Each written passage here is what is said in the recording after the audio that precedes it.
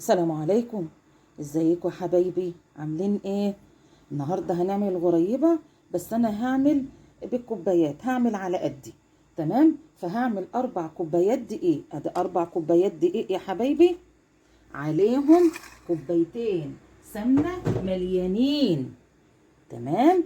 عليهم كوبايه ونص سكر، عليهم 3/4 كوباية نشا، يعني 3/4 يعني فوق النص بشوية. طيب في بيض؟ مفيش بيض. في اي حاجة تانية؟ ولا اي حاجة تانية، ولا هيتضرب كله دلوقتي قدامكم.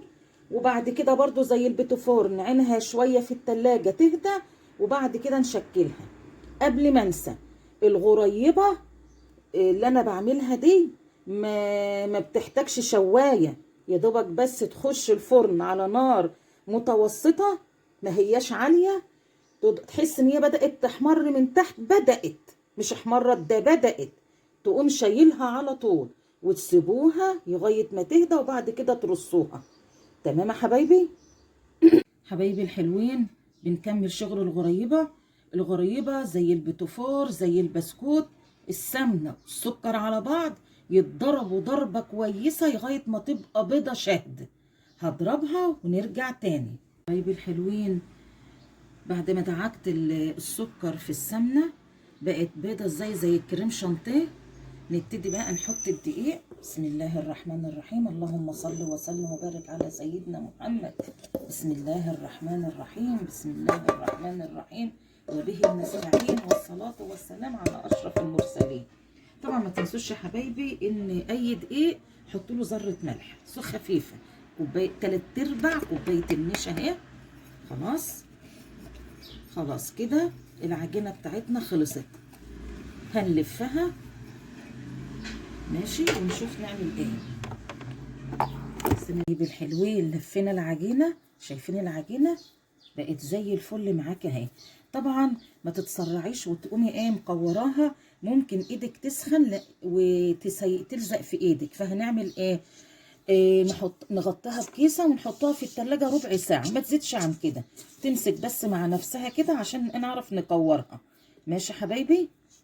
حبايبي الحلوين، احنا دلوقتي بنمسك عجينة الغريبة بعد ما ارتاحت في التلاجة.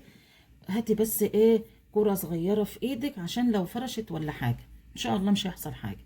وتقومي لفها كده اهو. بصي ببطن ايدك كورة، وبصي تضغطي عليها ضغطة صغنطوطة.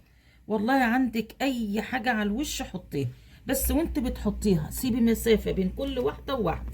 تاني اخد كرة صغيرة اهو. انا بقى بحاول اصغرها واقوم جايباها اهي كده اهو، شايفينها؟ وضغط عليها ضغطه صغيره، وحطي على وشها اي حاجه. مش عايزه تحطي خلاص، وسيبي مسافه بين التانيه والتانيه. تذكره حبايبي، الغريبه ما بيتشغلش عليها الشوايه، هي خلاص بين الفرن من تحت، وما تعليش عليها، يعني خلي الفرن نار عاديه. تمام؟ وشوف بقى بعد كده نعمل ايه. حبايبي الحلوين، ايه رأيكم؟